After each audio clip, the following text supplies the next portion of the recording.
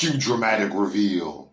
Dun dun dun dun dun dun dun dun dun dun dun dun dun. Hello, everybody. It's I, the lovable and adorable host of the Subway Show, Brandon Scott. And on my quest to continue world domination, I am now making another one of these IG videos. Hi everybody. Was that a good intro? I'm practicing intros now. All right, so we got the fun part out the way. First off, again, happy, may the 4th be with you.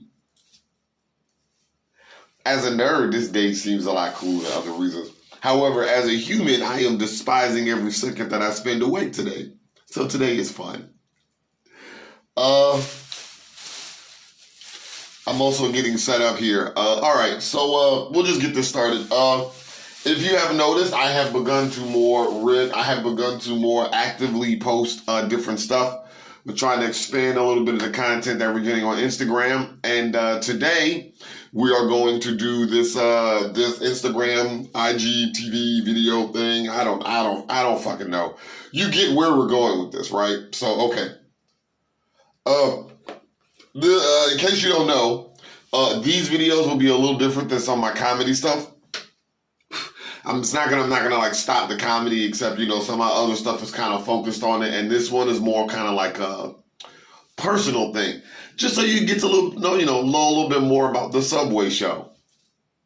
That way you can love me or hate me even more. I suggest the first one. So today, because I ain't got shit else to do, why not? How are you doing? I hope you're doing good today. I hope you're having fun. I hope you're happy and healthy. I hope you're not a Nazi, which is an odd thing to say because our conversation today is going to be kind of interesting. I guess I beat around the bush long enough, right? So let's kind of get started. All right. So, pardon me. Instead of my mouth tasting like barbecue chicken. All right. Today's going to be a real honest video. I think I'm stalling kind of because much like my last few videos, and much like the videos that you're going to see more on the IGTV side of this, they're going to be a little bit more personal. I want them to kind of just be a little bit more engaging and me to kind of just be a little bit more of like open, I guess. It's not as if I'm not open on a regular basis, but I would like for us to at least be able to say this is the kind of level of friendship we're at. Right? Fucking 2-minute opening, right? I'm sorry. Okay. So let's just jump right into it, I guess. All right. I am 35 now. And that 35 has come at a very interesting cost. I've always mentioned to people that I have seen an awkward part of life. This 35-year-old me has seen a time where I wasn't a popular person for being a nerd, and I was just generally unhappy. I've gone through some up and down moments. Growing up, one of the biggest problems that I had was, and I don't know if this was anybody else, they don't kind of teach you, like life, they don't kind of really tell you that one part of life is patterned, so that you follow suit. And I wasn't really comfortable with that when I was in high school. I didn't really like kind of being the kid that followed everybody. And the weird thing that I would have to say, to be honest, the thing that confused me the most, was that I really felt like I was uncomfortable for being me in high school. I kind of had an idea of where I wanted to take this kind of story, and to be honest, it got really confusing. Because as I began to think about it, I realized that it's not just a singular moment that I feel like, and again, if you're reading the title, yes, for many years, I was teetering on that line of being a person who felt like the world was against me and I'm involuntarily celibate and only the cool people fuck. And to be fair, at the age of 35, I'm glad that I got out of it. I got out of it kind of early. It didn't really make it. It didn't really make it out of college. I mean, it didn't really make it out of high school. It made it through like that first chunk of college. Like my first like 6 months of college was very uncomfortable. Back at this point in time, people were more comfortable with making others feel uncomfortable in their personal space. And I really feel like this was one of those things that kind of became one of those problems for me. So let's start, I guess the most important part would always be high school. While I like to mention there were some instances that maybe happened in elementary school or middle school. It didn't really focus. I've always mentioned that the larger part of the societal impact that school has on children takes place in high school. It's where we get to learn that middle ground between what's important as a kid and what's important as an adult. We begin to determine what kind of person we want to be for ourselves. We've gotten to see more of what adults look like at that age. So now we kind of know what direction we're heading into. And this kind of became one part of my problem. I graduated from high school in 2003. And so I started high school in about 1999, 2000. And again, right around that period was that, let me start by saying it like this. Back in 1999, it wasn't popular to be a nerd. And I have said this several times, and some people know that I've kind of taken this as like a joke or use this as a conversation piece. And while that's cool, whenever I'm having the actual realistic conversation, I always enjoy being able to have it. Whoa, phone almost fell. Can you see me? Can you see me? Can you see me? Sorry. I only got two hands. I'm trying to roll up and swipe bullshit off my phone. You good? Okay. Back when I was in high school, it wasn't popular to be a nerd. Nerds had their place, as always.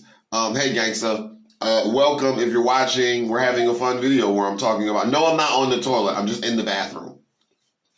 I can't smoke anywhere else in here. Anyway, but we're having a fun conversation. So, pop a squat. Listen, I'm talking about how I almost became an incel. So, okay. So high school was weird because at the end of the 2000s, it still wasn't popular to be a nerd. A lot of people were still kind of chasing that mentality of like, this is what a cool kid is, and this is what cool kids do, and this is what cool people want to be like. And I was actually very comfortable with being a nerd in high school. Like, I loved video games. I was part of the anime and video game club. I joked about Dragon Ball Z every chance I got. Wow, you thought I was venting, taking a shit. Well, thank you. Thank you. No, I'm venting, not taking a shit. However, today is story time, so I gotta stick to this algorithm if I want to be, world famous and shit, right? So, high school became kind of weird for me because I was very comfortable with being myself. The problem was other people weren't comfortable with me.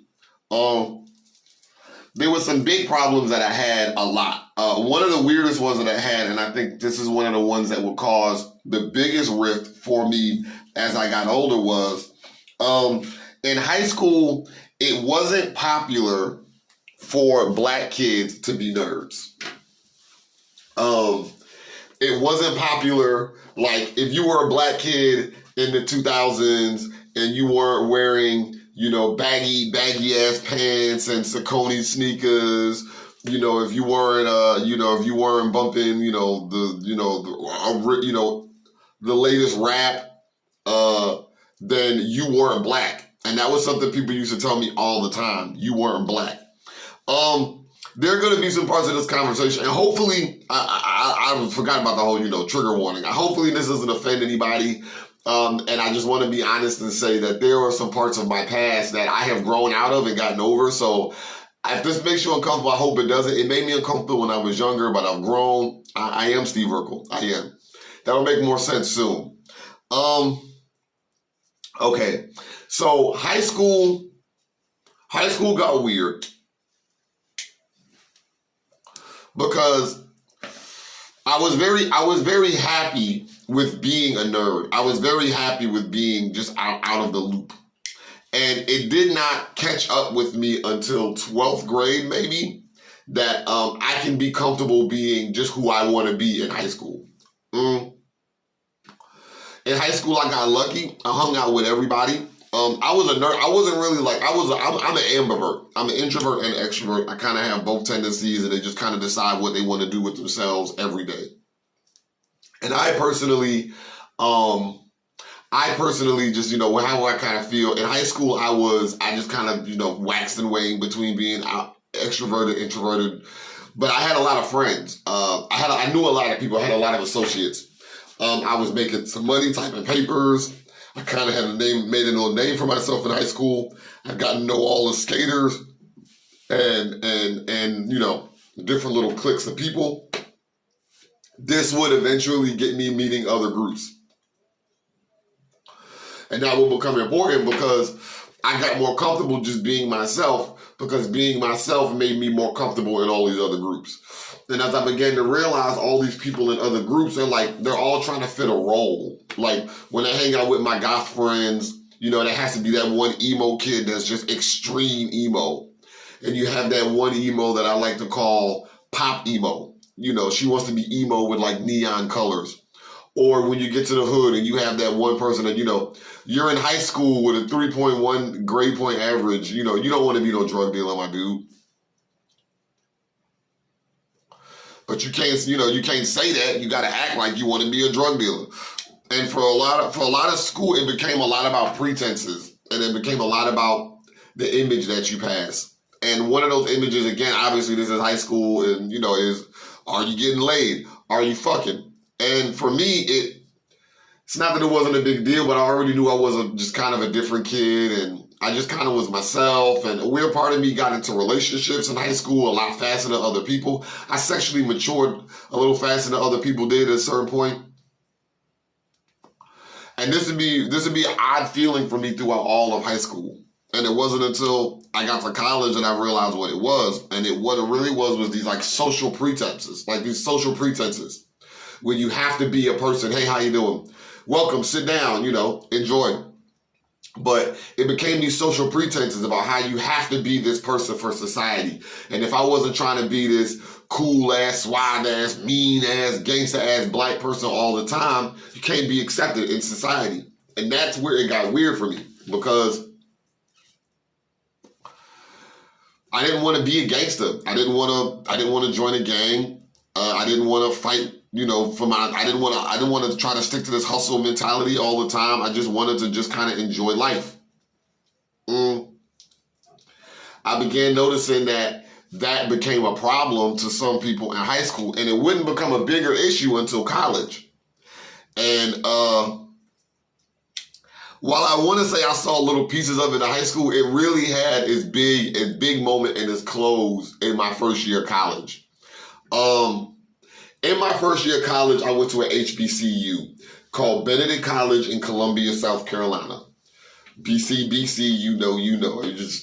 That's that mental Stockholm syndrome shit. Like, if I say Benedict College, my brain accidentally has to just be like, BC. The fuck? It's crazy. That's conditioning, dog. That's mental conditioning. However, I love the place. It had its ups and downs, but I really did. The people there, I grew to really like the place. When I first got there, however, though, it was a shit experience for your boy. And this is something that I talk about all the time. My initial experience at my HBCU was crazy. It was crazy. I didn't initially want to go to an HBCU. I wanted to go to a school called Lander University that was in Greenwood, South Carolina. I applied to a place called Elon. I applied to a few schools. I even applied to NYU as if I thought that was going to happen. None of that worked out. At the last minute, I had nowhere else to go, and pretty much my house was like, "Hey, you're a man," That's where these words began kicking in all the time. Brandon, you're a man. And as a man, you got to do what men do. And that means you got to get the fuck out of my house because men don't stay in their parents' house at a certain point in time. It's because of moments like that that I promise that my kids, there's certain things I won't do to my kids.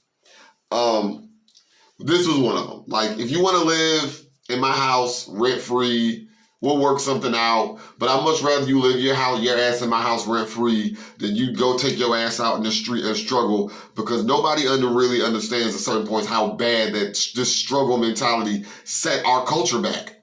It set back Black, Indigenous, people of color, set this back so hard because we try so hard to hustle and struggle to earn the accommodations or the accolades of random strangers, and then we put ourselves in these shitty ass positions, and then when it doesn't work, like, we blame the wrong people. I mentioned for years how at like me in high school, seeing my white friends and being around my white friends and even living with them, I got to see how life was different for being a Black person and a white person. So it was able for me to understand that there were some parts of life that I get that. Like, there were some parts of life that were different for us. You know, I remember reading when I remember seeing when I was younger. That's a cool thing. Keeping your bestie, that'll help her in the future. But I remember when I was growing up, I remember seeing, going to my white friend's house and seeing some of them live with, like, their older siblings. And they'd be like, yeah, that's crazy that your mom let your older brother live here because, you know, my mom be talking about throwing me out when I'm 17 and shit like that. And the hard part is, while it's a joke, when having to actually pay attention to it, I realized that this created such a internal schism, thinking that, oh, well, I got to do whatever it takes to do now because ain't nobody going to have my back and I'm going to be all alone. And that's a setup. That shit is a setup.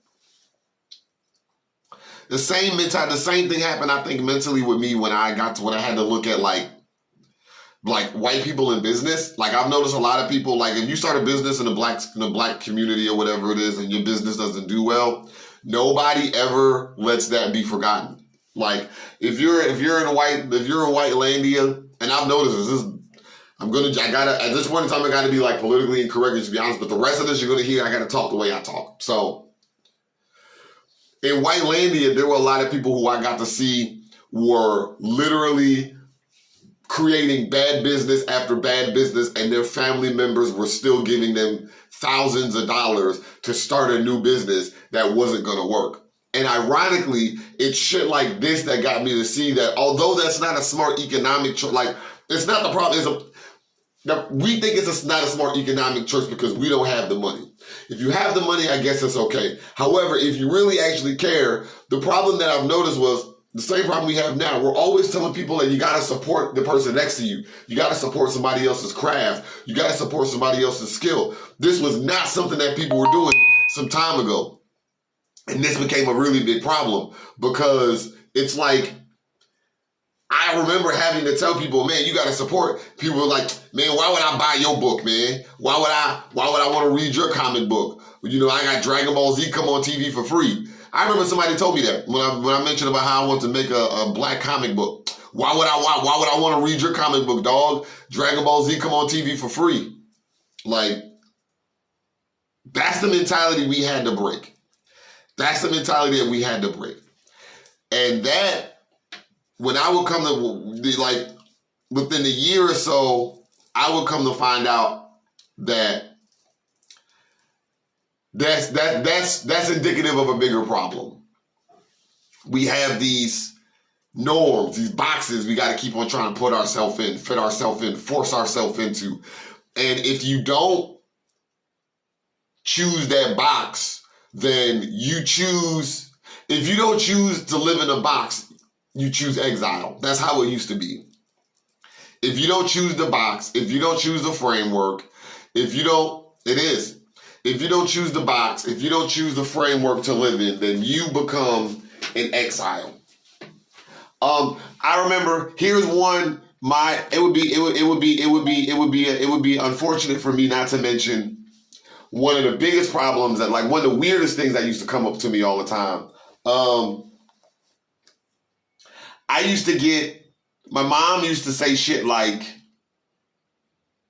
oh, Brandon, or not just my mom either. My mom and my grandmother, and this used to be like a family joke. Whenever we would get together, they'd be like, Brandon, you're going to have to marry a white woman. Why? Because everything you do ain't for black women, Brandon. Black women don't watch anime. Black women don't play video games. Black women just don't act like that, Brandon. And you're not going to be able to find a black woman, Brandon. And that caused a lot of personal damage because for a little bit of time, I really thought I wasn't going to find a black woman. It gets worse when I got to college. And that's why I was kind of bringing it up, because the first time when I got to my HBCU, I had to witness, like, I had to experience living with people just to live with people and having to see how people live, how people interact. Hey, gangsta, how you doing? Another story time talking about how I almost became an incel. Catch up. So college became the time period where now I'm living around all these people. Now I'm living in this new environment. I'm at an HBCU. Got to kind of, just kind of get on in there. And it was very early on that I realized I'm very different from a lot of the other people who were at college with me. And unfortunately, when I went to college, I had this dream idea of like me going to college and like me being around all these super intelligent people and me being around like, just having these fucking deep ass conversations all day. And, us talking about quantum mechanics and all this other shit. I would go to school and niggas would be like, yo, why is LeBron James the greatest basketball player of all time? This is going to be the paper I'm going to write for my senior thesis. Shut the fuck up. You did not do no shit like that. And there would be shit like that. And one nigga wrote a school paper on why Jordans were the greatest invention in the world. I think some shit like that. And I was just like, and what got weird was, here's Brandon, where I'm having conversations on, anime, how I want to create my own anime, how I want to start a business, how I want to, I was uncomfortable in a lot of places. And Benedict, at a certain point in time, it didn't foster that feeling. This is always why I laugh whenever I hear sort of like today when I hear like people like, these ultra conservatives and shit be talking about how like college is the place for liberal minded people and stuff. And I be thinking to myself, that's a real broad brush that you're just painting, because me going to college was not that comfortable. I went to a college that was at one point like it is religious. Like it's a private religious institution, kind of like Baptist college. Okay. Or Presbyterian, one of those. And it was not fostering to new personalities. It took a while for that school to catch up. The LGBT community that was there had shit. If I had a shit time, I know they had a double shit time, because, I remember seeing a lot of the people that like, and oh boy, I can tell you, like, if you went to school with me and you've been around me long enough, I got some stories. And my stories aren't even the worst of the stories. I just got stories. And of those stories, a handful of those in my freshman year began letting me see what the real setup was. One of those stories was how often, like, this, just basically the sex culture. Sex culture had become such a thing in college. Like, if you weren't fucking, you were nobody. And if you weren't getting down, you might as well not even be in school. Somebody told me once, you're not trying to get no pussy while you in college, man, you might as well not even be in college. You might as well be homeschooled. And I was like, you can't be homeschooled from college, my dude. I don't know if you don't know how the rules work, but college doesn't have a homeschool option, my nigga. You can't just, you gotta go to college, my dude. Like, you want college, you gotta go to college. But I went and everything was nothing. School didn't matter. Like, if you cared about your grades, people were like, oh, what you in school for? You care about your grades and shit. I'll take a brief pause just to say, I want to apologize if this is, again, I always try to be clear. I apologize if this isn't like as funny as all my other shit. This is more supposed to be a realistic video. However, now that I'm thinking about it, I try maybe to incorporate a little bit more humor in some of the stuff I'm going to say. So maybe it's a little more comfortable or whatever, but whatever, back to the program. So the problem becomes I'm thrown headfirst into this sex culture. Like, if you're not fucking the Benedict, you're nobody. And I begin seeing other people who are engaging in this lifestyle. And even in my first year, I'm beginning to see how this is drawn back. First 2 kids left school before the end of first semester for being pregnant. I'll do my best not to. I'll do my best not to. First 2 students left Benedict within my freshman year for pregnancies.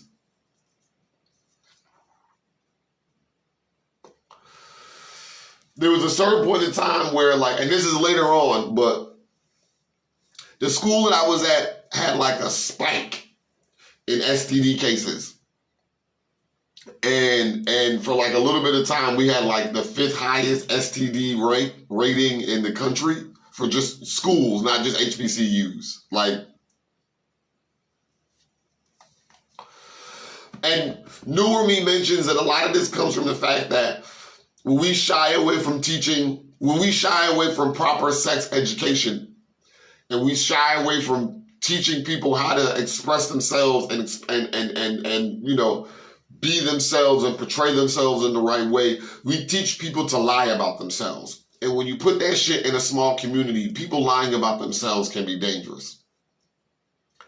And I say that specifically to say that there's so many cases I saw in school of people having sex with, like, you'll have a girlfriend, you'll be out shaking, loving, and all this other shit, and then you would sneak off and be fucking your homeboys. Like, or you'll be all faithful in front of everybody and you lovey-dovey, you and your girlfriend lovey-dovey, and then when y'all not around, you fuck everybody. Everybody. You don't care who it is, you don't care how, you just fucking them. This is the kind of shit that I had to see. And the thing that really would make it weirder is how I began getting I wasn't originally identified as an incel. And back then in like 2003, incel wasn't really a word. You were just like a nerd or a dweeb or a geek or a dork. It wasn't like the world was actively trying to force you into this bubble. But as I got older and I began realizing the problem, one of the problems that I realized the most was the reason I'm not fucking is because I'm not meant to fuck. This was the original thought. And this is a thought that I will change. Like, this is a thought that I would eventually change. So I wanted to be known, again, this is how I almost became an incel. I did not become an incel. And I had some very scary moments for a little bit. So here's how this would happen. Actively over time, it will become noticeable that I am not pursuing the same goals as other people. And I began wondering if this was because of me or because of the rest of the world around me. Like, is it me or is it the rest of the world? In actuality, it's me. And in reality, you really just kind of you gotta love yourself. You really have to love yourself. And if you can't love yourself, then just hold that thought. So the argument becomes, where is the problem? Is it me or is the world? And as I'm trying to determine this, I'm getting a lot of instances that can be misconstrued as the world. You know, I may ask a girl and she'll be like, ew, I don't date nobody that be watching cartoons. Ew, you a nerd. You don't want to sag your pants. I don't talk to niggas that's not thugs. And this used to be what I would hear a lot. Day in, day out, every day, all day. Ew. Why you gotta be you don't want to be cooler? Ew, you don't want to dress differently? Ew. Why you playing video games? Anime is stupid. This is the kind of shit that I heard. And again, when you begin hearing this on a regular basis, you have to ask yourself, is this something that people actually believe? Or is this something that people are just saying because you think it's cool? Because again, I would go and like hang out with the same dudes who are out fucking and everything. When we just hanging out, we talking, and we talking about video games. Or we talking about Dragon Ball Z. Or we talking about some other shit. However, here, you gotta play like, and again, you know, one of the really interesting things that I mentioned is we never actually talk about female incels. Like, we never talk about women, because back when I was doing, like back when my 2000s, women were in the same boat. Like, women were being shunned by other women for wanting to do boy shit. Or why you want to be a boy? Or you a tomboy? Or why you wanna act like one of them? Anime isn't for girls. That's not, video games aren't for girls. That's the shit that they were telling themselves. That's the shit they were hearing. That's the shit women were hearing from women. So again, and then on top of that, you know, hey, they're female incels, real thing.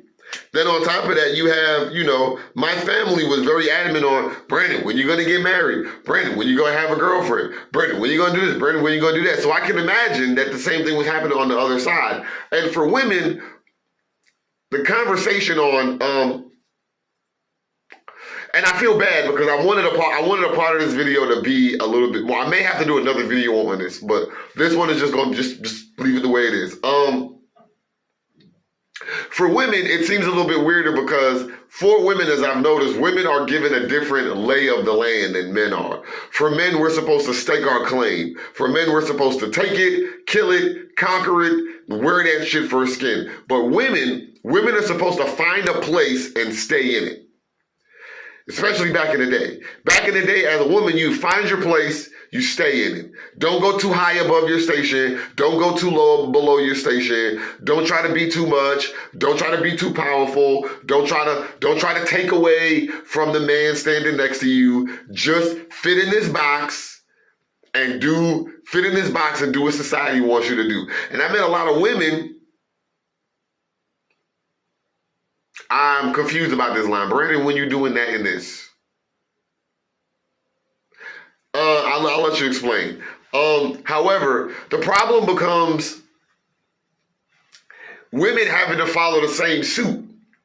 And for women in college, it was, oh, well, men don't think it's cool and men don't want me in their business. I remember when I used to hear women talk about sports and men be like, oh, that's nasty. I don't want to hear my woman talk about sports.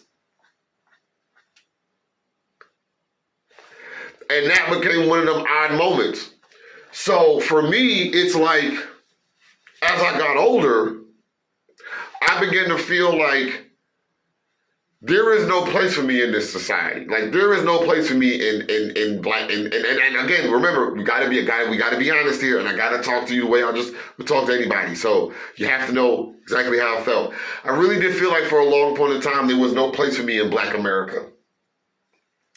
Because I felt like there was nobody, there was no link for me. There was no match, no twin flame, no soulmate. There, you know, here's me talking Harry Potter in college. Here's me talking Star Wars, Star Trek. I felt like I didn't belong. And then I see the people who are succeeding. I see the people who are getting all the girls, who are talking to all the people who are popular. And it was like, what am I missing? What am I missing that they have that I don't have? And I say this to say, I've said all that to bring me to my next point, because that was when I started finding Jordan Peterson videos.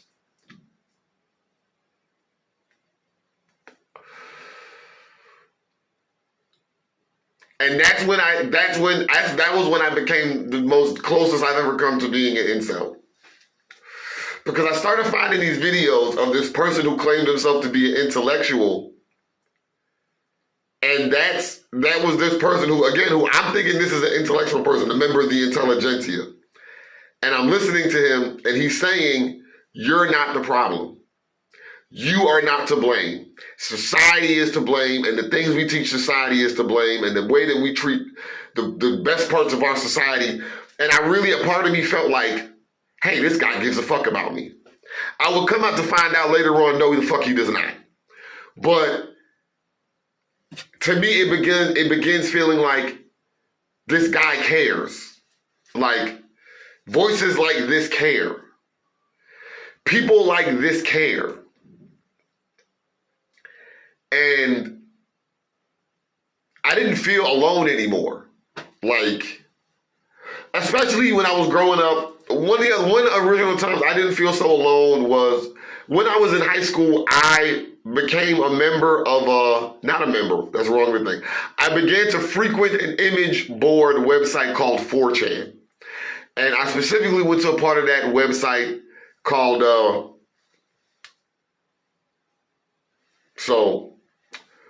rule number 1 and 2, you're not supposed to talk about it. Dicks. Anyway, I started going to 4chan on a regular basis. And I tell you that 4chan ended up becoming like a part of my life. Like it ended up going from like me checking every so often to like every night, 2-3 hours a night. I would just be up on the board, refreshing and just reading posts. And I lurked for like 12 years, just reading posts and reading people.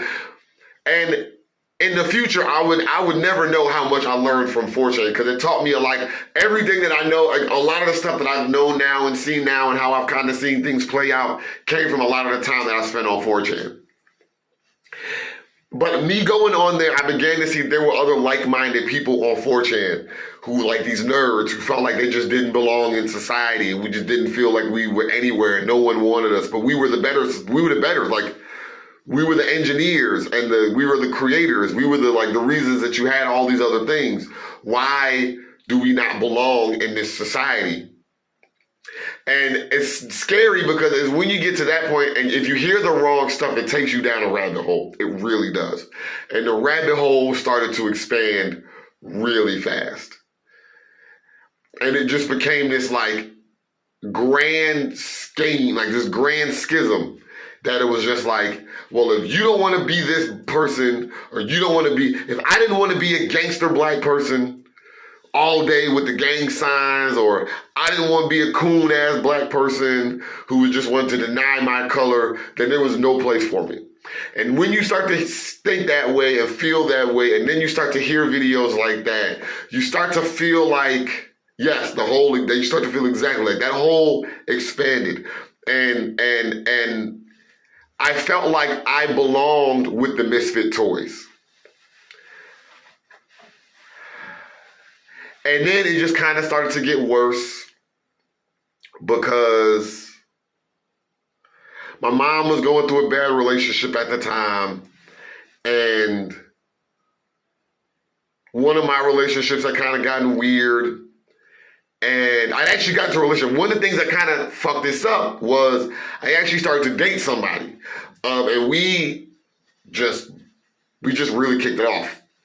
And for a little bit, I forgot about this whole incel thing. Like, oops, forgot to be involuntarily celibate. But it accidentally started to rear its ugly head, even while I was having sex. It started to rear its head when I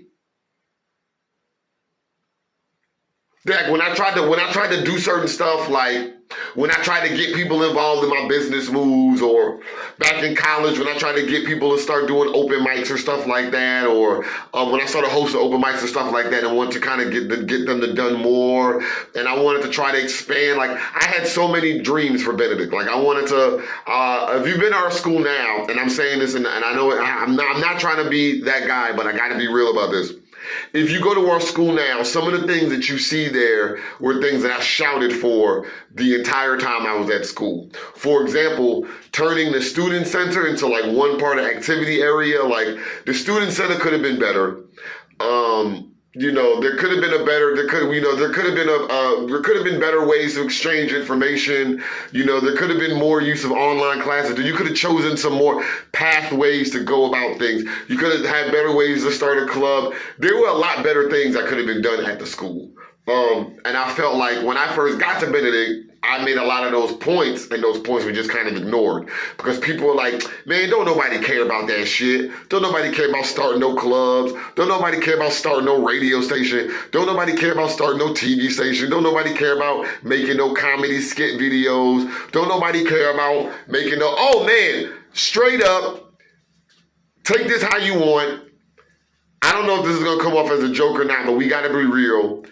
I told people in Benedict in 2004 about shit like Uber and OnlyFans and DoorDash, and y'all can suck my dick because we should be billionaires. And if you remember and you didn't join in, fuck you. I fuck me too while we on it. But oh my God, how did I fucking run man? 2003, I explained Uber to somebody in the back of a math class. I was like, if I had the chance, I would make an app that lets you use a gypsy cab. It's just like using a gypsy cab, only it's an app that geotags your location, finds the closest driver, gets y'all linked up. Boom, 2003. Because I went to college in 2003. We are talking introduction to math, sitting in the back of the classroom, September, or end of August, excuse me. Explained Uber. I explained DoorDash, because I was like, you're going to have a delivery. Like, the problem with delivery services is that, like, you have to call a place. The problem with a delivery service is I have to call a delivery service. I have to call the restaurant directly to make my order. And they can only get me food as fast as they have deliverers. So, what if I call a third-party candidate? I arrange my meal, and then somebody else goes to pick it up. You gotta get the food made at the restaurant. What you don't need at the restaurant is the delivery person. I'll still get my food as fast, maybe faster, and I don't have to wait. How you doing? How you doing, Kay? Welcome to a fun show of how I'm explaining how I was almost an incel. So yes, back to 2003. I literally told somebody to business plan to Uber. I told somebody to business plan to DoorDash. I told somebody to business plan to fucking OnlyFans. Oh my God, I was like, at the time, I was really having a fun time with showing my genitals on the internet. And I was like, if this could only be a stream service that, like, I created my own porn content. Because again, in Benedict, one of the biggest things I was telling people all the time was we need to make our own adult videos. We are all grown-ass people. We are all 18 and up. Some of us are 20-somethings. We're all having sex. And we all look at porn. Like, we know exactly what porn looks. What we need to do is we need to make this amateur porn, like this amateur porn studio. We get 10 females, 10 women, pardon me, but 10 female talent, 5 male talent. We basically switch them around like a wrestling stable. We change up some scenes. We can add some clothing. I mentioned back then about making more cosplay porn because I was like, we can start doing I just tell people all the time, like, oh my goodness, I was like, the time for nerds is coming soon. And I would tell people like, howdy, howdy, howdy. So back then I would tell people, join in. I'm just talking about how I was almost an incel when I was younger. But back then I was telling people we need to make our own adult videos. I watch porn. Let's not lie. You don't have to watch it. Yes, wrestling stable. You don't have to watch porn, you know what I'm saying? But I kind of enjoy it. I think it's fun. I like watching my own porn sometimes. I just kind of enjoy the fun interaction between people. Also, I got a thing about sticking things in people's butts. We'll get over that. But I straight up was telling people like we need to make porn. Is it more his audio late or something? I don't know. I'll try to slow it down. Maybe it's the audio of the phone. Okay. The problem that I would have, however, is people would just be like, oh, I don't believe you. Oh, how is that gonna work? We're not gonna make no money. I was like, that's how we're making money now. Like, we watch this porn. We make the website. We're smart enough to do it. We make the website. We put everything together. We bring everybody, like we give them the, we do all the heavy lifting. They just follow behind. That shit got talked down. So fast forward to now when all of these things are popular. Well, back then, this is me telling people these things are going to be popular and these things are going to make it and these things are going to take off. And these are people telling me that shit's not real and you making this shit up. And Brandon, I know. But I got a lot of, Brandon, why can't you just be normal? I used to hear that all the time. Brandon, why can't you just be normal? Like, Brandon, why can't you just be normal? And so I would think for a long amount of time, I wasn't normal. And then here come these videos that are like, it's not you, it's society. It's not you, it's society. And I'm thinking, maybe it is society. Maybe it is. I want to take this point to say that I want to change gears in this conversation because I got to tell you why none of this shit stuck. And I want to say, the reason why I want to say it didn't stick was because as I began to understand the growing theology behind, the growing social ideology behind it, I realized that this whole incel thing, this whole like blaming society for problems that you discern are important to you, and that's actually a really, really fuck take. And if you don't pay attention, you end up becoming jaded. And I could see myself partially becoming jaded at the time because I could see, back then meme culture was starting to take off and you would start getting people making these memes. Yeah, he is. Yeah, he's and so, but people started making these memes about how like black women don't want men that do anything for themselves. Black women don't want men that don't. Black women don't want men that don't look like this or sound like this, and white women don't want men that look like this and sound like this, and then there was this big underground racism thing that was happening back in like 2003, 2004. And especially after the towers and everything. There was this weird, like when everything kind of got a little bit more American, things got a little bit more racist. So I was talk to some, some couple of white women were like, I don't date outside my race. And it really started to become to me this feeling that like, the world is making me a villain. And if the world wants me to be a villain, maybe I'll be a villain. And I began to see how scary that got. Because a part of me began to see how the language started to change. And now, I'm not just an incel. Like, these other people are like subhuman savages. I began to see the racism and the misogyny behind the incel thinking.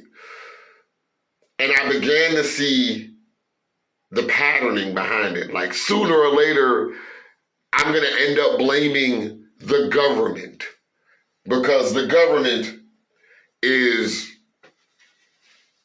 fucking with my sex life. Right. This is how I got these scars. Like, it's the government. And, when it starts to get weirder because now here I am, I'm talking to other people who I feel like I should be like-minded with.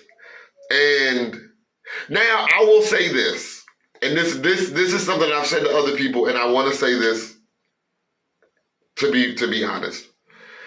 There was, for a very brief period of time,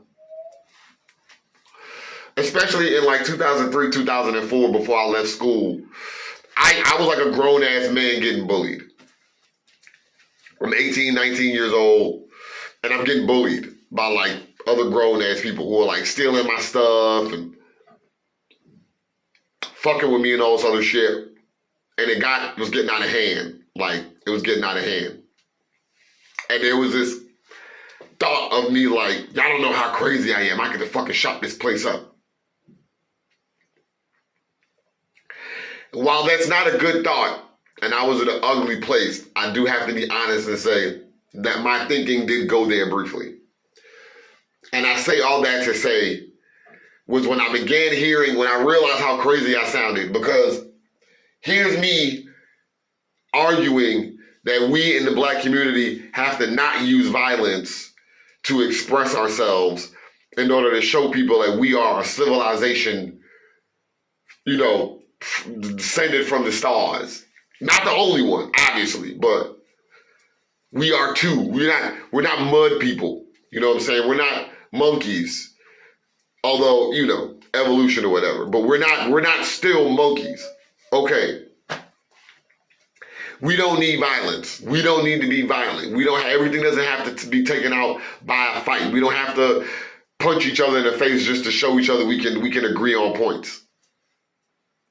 But also, I'll fucking shoot this school up because I'm real about my shit.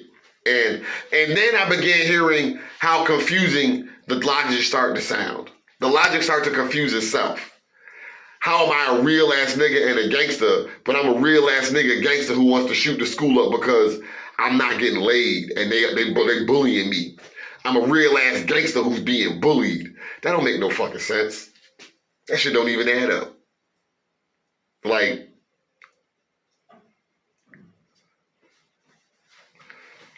oh, I'm mad because these women won't give me the time of day. Also, every time I turn around, one of these women who ain't giving me the time of day is sitting in the medical clinic because, nigga, they out here spreading these motherfucking diseases like Pokemon trading cards. Like, gotta catch them all, some shit. And I wasn't having it. But no, here's me. The world can't make anybody fuck you. One other thing that I got, that one weird thing that got me in college was the whole, I had this happen a few times. I would go talk to a woman and be like, hey, would you like to go out at some point in time? And, and I was making money. Like, I wasn't rich in college. I would become well off later on. But earlier in college, I was making money. Like, I was hustling. My mom would send me a food package every month. I would sell my food package. When I got my food stamp card, I was buying shit with my food stamp card and reselling it through the school. This was 12 years ago, so it's not a crime. Statutory limitations over government. But, I was typing papers. I was fixing, I didn't start fixing computers as often until later. And that would become a thing I did later. But I was typing papers back then. And I had money in my pocket. So it was like, hey, you want to go out and do something? Hey, you want to go. One woman said to me, you ain't got no car. You ain't got no apartment. Why would I go be with you if you ain't got no apartment? I was like, nigga, you live in the same dorm building I do, dog. What the fuck are you talking about? None of us got cars, nigga. We all took the shuttle to get here, nigga. What the fuck? We ain't got no apartment. You not even from here, nigga. What the fuck are you talking about? But, again, where did that come from? That came from other people saying, oh, you gotta get you a nigga who got this, that. Bitch, get you a nigga that got some fucking common sense. Like, I bet you some people who was in college would have taken my ass in a heartbeat if they could go back in time. Bitch, get you a nigga that's gonna help you graduate, bitch. Get you a nigga that's gonna help you read. Like, get you a nigga whose dick you can suck to get your work done. Like, don't listen to these other hoes out here. Cause these hoes ain't about no shit. These hoes out here telling you, oh, get you a man that got, bitch, if that nigga got money and he talking to college bitch, he married. He's married. Listen, things my black ass had to learn. If he got money, he's talking to a college girl, he's talking to a college woman, he's married. He didn't bring his ass around here for no reason. Like, unless that nigga got a college degree from the same place, he's married. You a side piece. Like, the fuck are you doing? Right, and it's not, the weirdest thing is that, like, when you don't fix yourself mentally, your love life becomes chasing the very same, not just the people who, like, chasing the very same problem. And you're absolutely right, because so many people's whole love life ends up being chasing whoever rejected them in high school. And it's weird because a part of that's this infatuation. Like, if you got a nigga in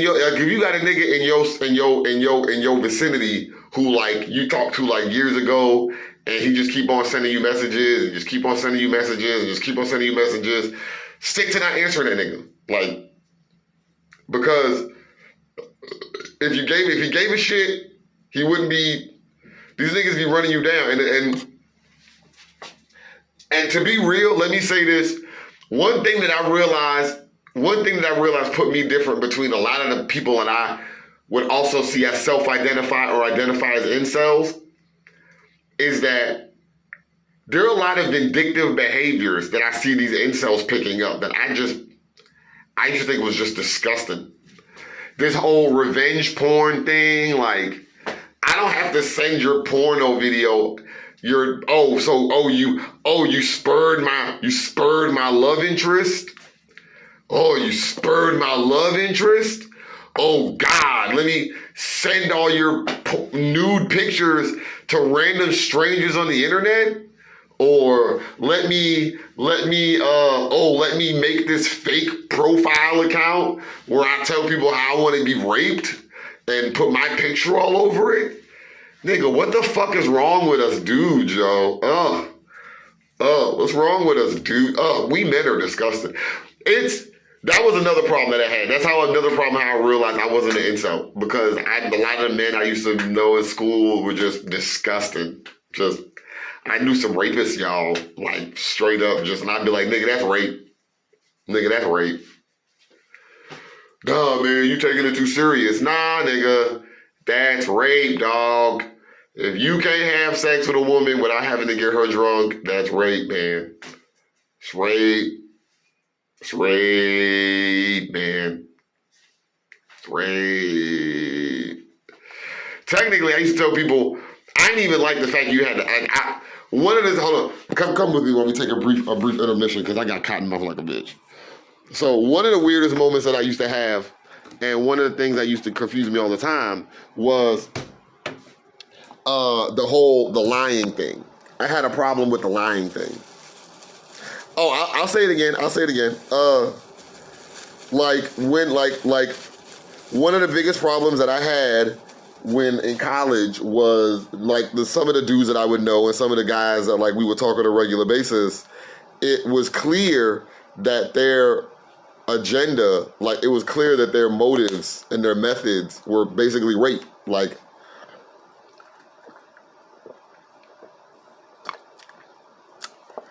apple juice. Apple juice. Apple juice delicious.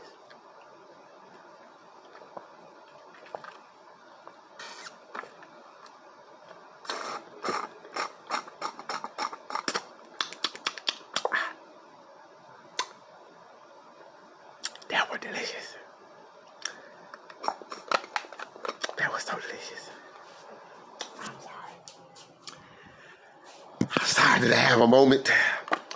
Gave myself the vapors. That apple juice was so delicious. Oh my God. Oh my God, that apple juice was delicious. Oh my God, that apple juice was delicious.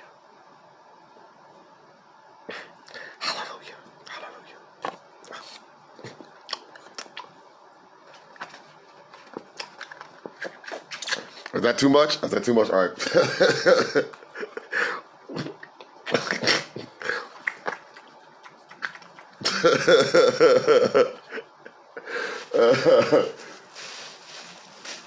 Give me some of that titty milk, Apple.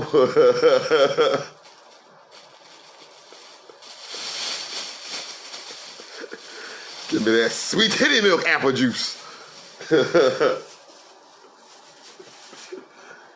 Give me that apple juice. Those are still some of my favorite words. Like, I wish as a grown-ass person I could just be like, apple juice. Like, I'm not having a good day. What do you want? I want apple juice. I want apple juice right now. You have one of those days, nothing, just apple juice. We wonder how we alcoholics. I know how I was alcoholic. Because I know in daycare, nigga, Brady, you want some apple juice?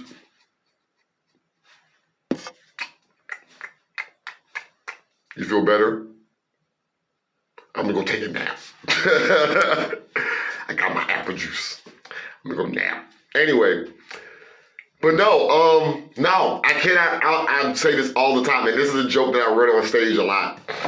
I cannot tell you how many rapists I knew in college. Like, borderline rapist or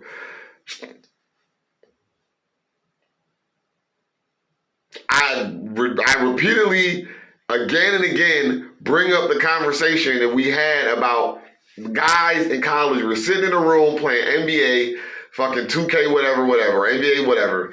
And the guy, we were talking about how the way the party was set up, how they were gonna like start switching drinks out.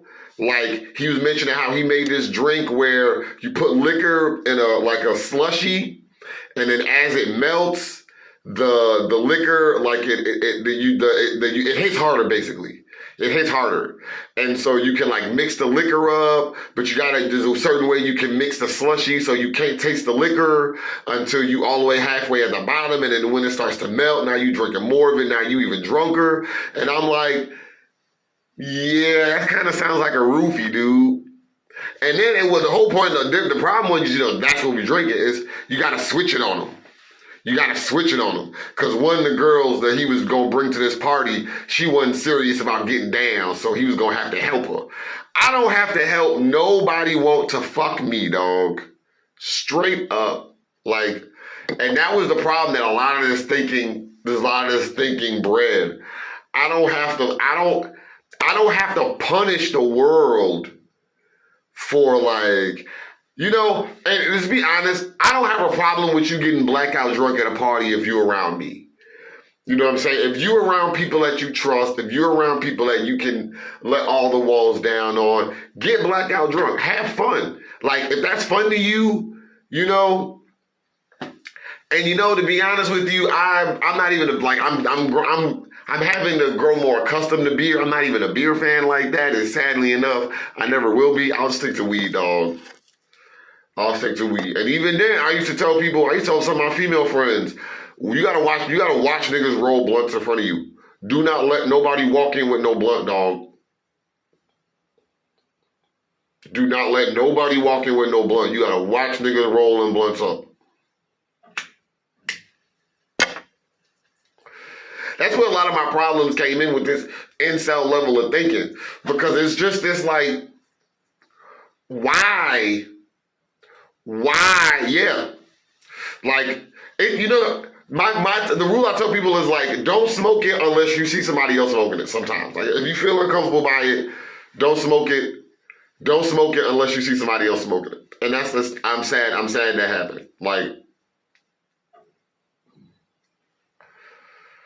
don't smoke it unless you see somebody else smoke that shit.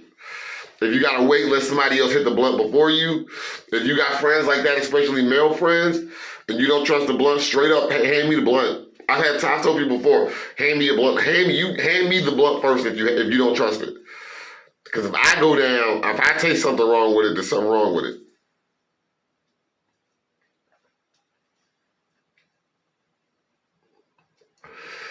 And to date, I can only think of one case where the guy, we were at a party, and the dude was trying to get one of my friends to hit the blunt or whatever it was, but he kept, the thing she noticed, and I think why she said it to me, she kept noticing him, like he had 2 blunts, and he kept trying to get her to like hit one of the blunts, but she wasn't sure which one it was. And she tried to hand me the blunt. She was like, oh, my friend want to smoke too. So she tried to hand me the blunt that he handed her, and he took it out of her hands, and he was like, nah, I don't know him. She was like, you don't know me either. You just met me too. He was like, oh, so it's like that? And then he made this big old thing and left. And it wasn't until afterwards somebody else walked up and was like, I don't even know who that nigga was. Like, somebody else invited that nigga. But no, it's shit like that. You know,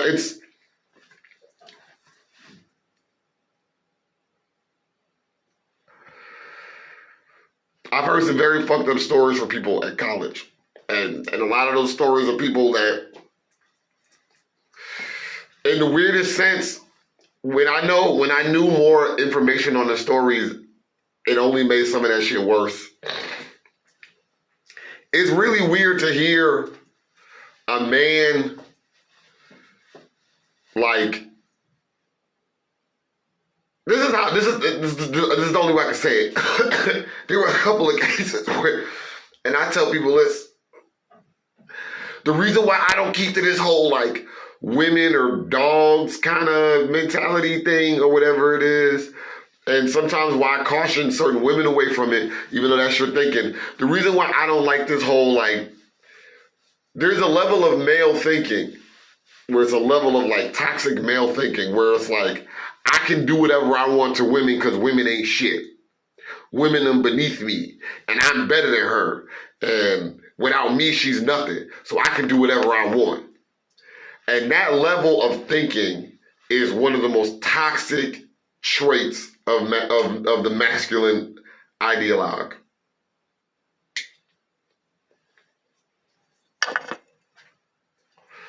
It's one of the worst. And it's one that I've heard so often. I used to tell people when I went to school with, y'all sound gay. And I'm not saying that like some insult to gay people. I'm saying that like you sound like a homosexual. You sound like a homosexual, sir.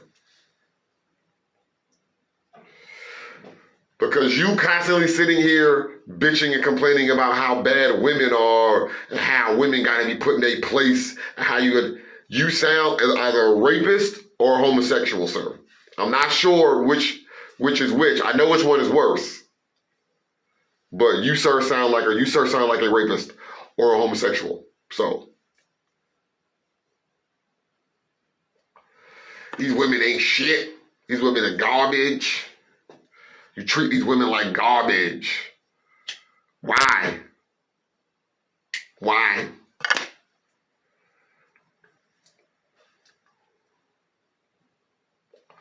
That nigga makes me want to vomit out my asshole and poop out my nostrils. Made me just want to, these niggas made me want to reverse my whole digestive system. Just, yuck. And that nigga is, I don't know if you saw my video.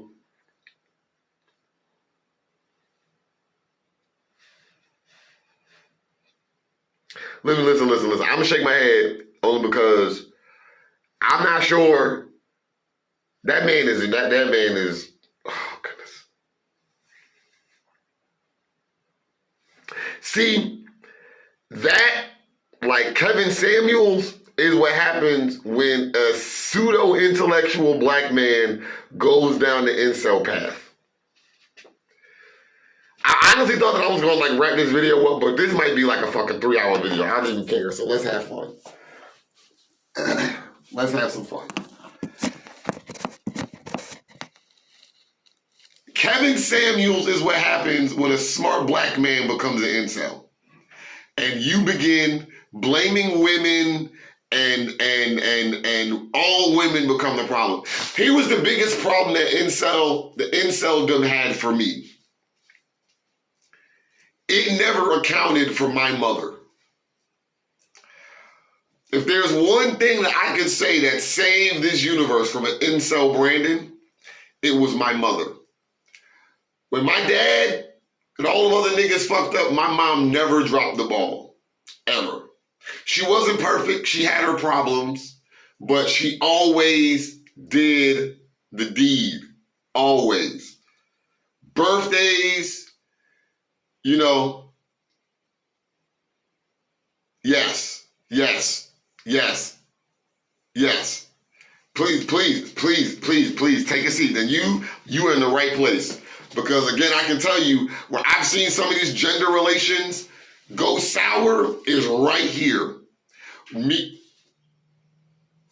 watching this shit in college, me watching these people, like, if you don't have a proper understanding of your sexuality, and you take that incomplete information to the world, you begin giving yourself as an incomplete theory. And people are then going to ask, what's the rest of that theory? And if you don't have an answer, you leave yourself looking like an unanswerable question to the rest of the world. And one of those questions that isn't answered is, what the fuck will make me happy?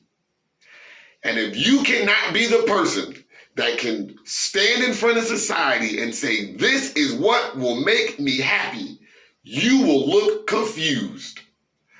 So many of these incels do not have the heart to say, this is what will make me happy. Too many of them say, you're not doing this, and you're not doing this, and you're not doing this. If you could say, this is what would make me happy, you might get a different conversation. One of the problems that I began looking at when I was growing up was people want what they want. You just want what you want. It doesn't mean you should get it. It doesn't mean when you get it, it's right. You just want what you want. And you don't know that.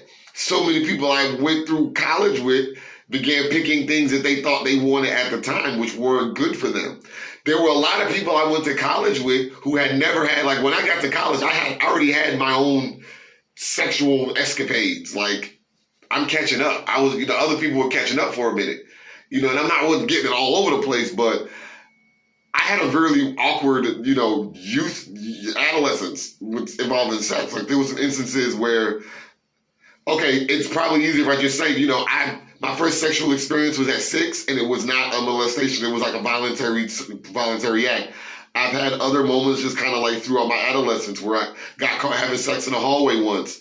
I got caught having sex in the hallway once. I almost got caught having sex in the closet. I did not get caught having sex one night watching the Star Wars movie with the cousin babysitter that was like babysitting me at the time.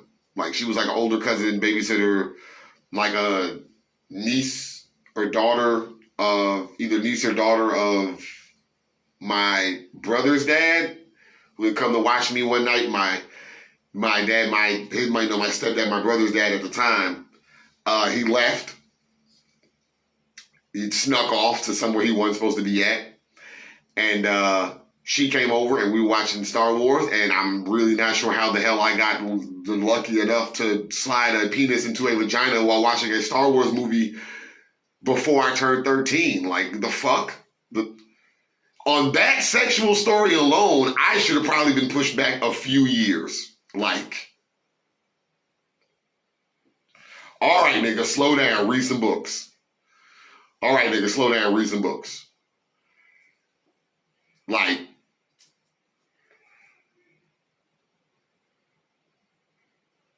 hold on, I think the part of the place I live, some people, it must be that time of the day when they want attention. So they just start doing shit for that. Anyway, the problem is, again, how I noticed these relations were not like these. People weren't expressing their sexuality in the right way. And the way that this shit was coming off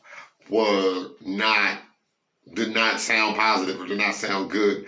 And this thinking just kept It derails itself. But instead of derailing itself off the track, it derails itself onto an entirely new track that runs itself into this like borderline fucking sociopathic. All of you femoids have to suffer for how much I don't love my mother.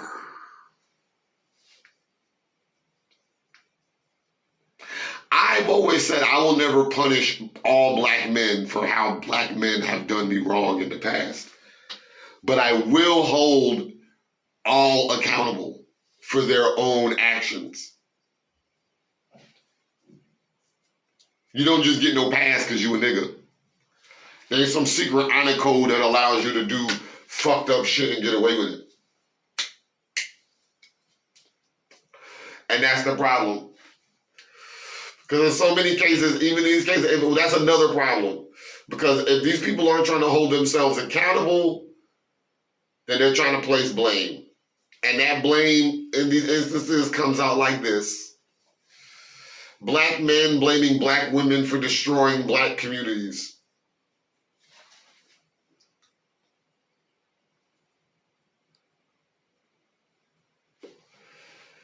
It's so problematic because it's not,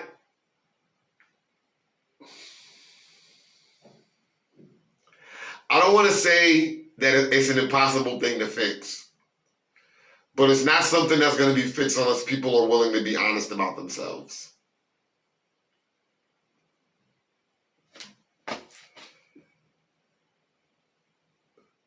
You know, here's my thing. I don't care if you just want to go out there and have a kid. I don't.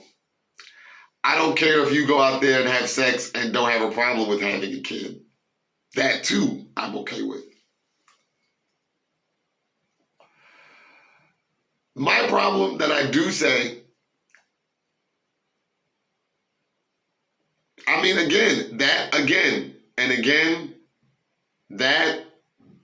that's where I was about. My issue comes when people, men and women, engage in these risky sexual behaviors and want other people to be held accountable for their actions. That's what my problem has always been. And somewhere behind this is always shit like that. Like that line.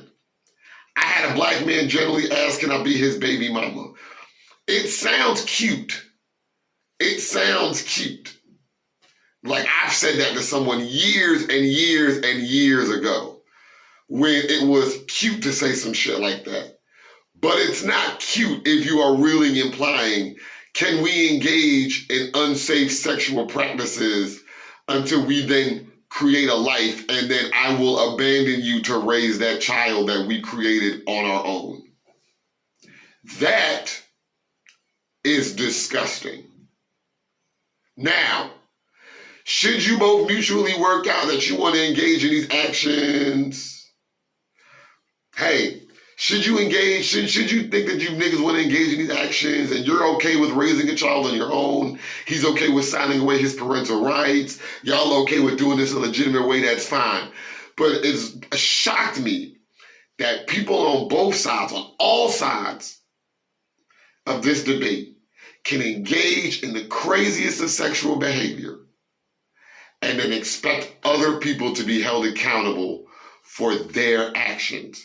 Oh, let me sleep with this woman, get her pregnant, she'll have the kid. Now, I don't want to be no dad, let me ghost you. Oh, here's a black woman who meets a black man who says, listen, I'm not trying to get in a serious relationship, we're just trying to do our thing, you know what I'm saying?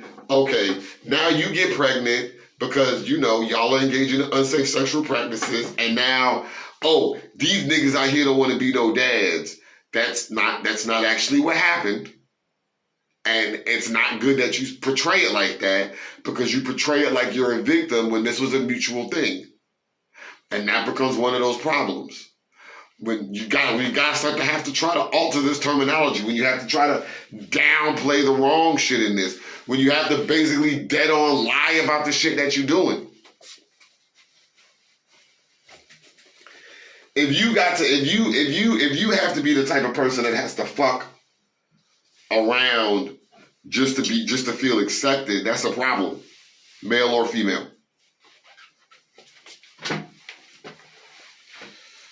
If you're the type of, here we go, lost my lighter. If you're the type of person who feels like they have to fuck around just to be accepted, that's the problem. You can have all the sex you want as long as it's all the sex you want. And again, you might be a sex addict. You got to judge it for what it is. But if you're having all the rational, respectable sex that you can have, and the best way to say it, if you're having the sex that's a considerate number, and you're not putting anybody in actual risk, there's no fault at that. You're not out here trying to, but if you got here to get pregnant, you've created a life. That life needs to be taken care of. And if you're not going to sign that person up for adoption, they used to bust my chops. How can you get somebody pregnant, right, and then get mad when they want to have an abortion? Like, I understand not everybody is pro-choice. I understand everybody is pro-life. But if you engage in these behaviors before you got involved, before you laid out how you feel about these things, and you weren't practicing responsible sexual behavior, you didn't wrap it up, you didn't get tested, blah, blah, blah, blah, blah, blah. Now you're pregnant. Now you've gotten the other person pregnant. But you're both in college. She wants to stay in school. And again, I met a dozen niggas who told me that if I get you pregnant in college, you gotta leave school to take care of my kid. And I was just like, we are the worst niggas in existence. We are the worst niggas in existence. And it's not all of us. Because I say that, I make that joke knowing that is a smaller subset of men. Knowing that I'll gotta be, not all men, of course not all men, nigga. Because if it was all men, women would have been killing us in sport years ago. But if it was all men, let me tell you something. If it was all men, more women would have gay allies. Because those same fuck niggas do fuck shit to gay men. And expect gay men to not do anything about it because they're gay men. How often do I meet down low black men who openly talk about how homosexuality is a sin? The sin of sins. The worst of all sins. Only to be sneaking around having sex with several of your homies.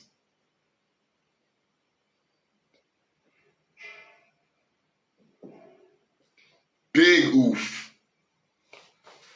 Ultra oof combo. Oof breaker. I will keep quoting Killer Instinct stuff. Ultra oofs.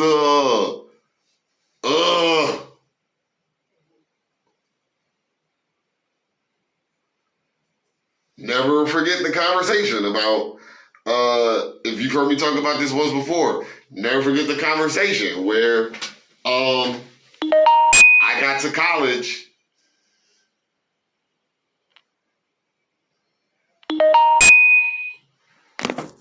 Uh-oh. Hey, everybody. I hate to cut this short. But I got a thing I gotta go do, I guess. Business, money, I don't know. Anyway, so I guess this is a part 1. Wow, holy shit, an hour and a half video is only gonna be a part 1.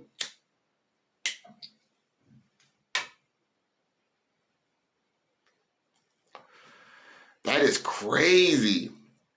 You got it. We'll pick up. I don't know where I'm going to pick up. I don't know what you're talking about. In any case, we'll figure something out.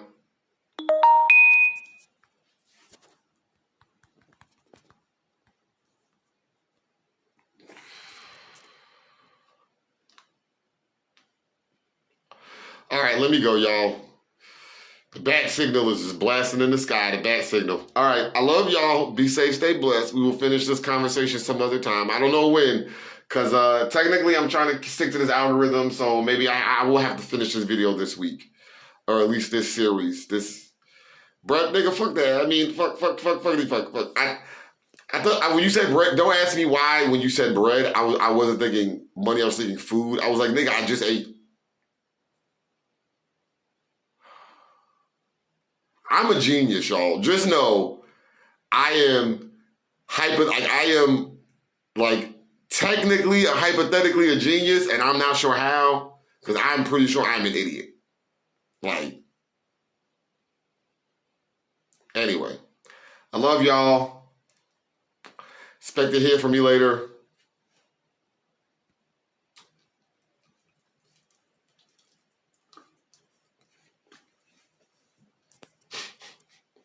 Oh, don't join now. You're late.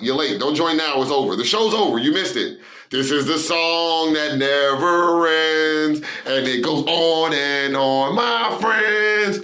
And people started singing it, not knowing what it was. And they continue singing it forever just because this is the song that never ends. And it goes on, my friends.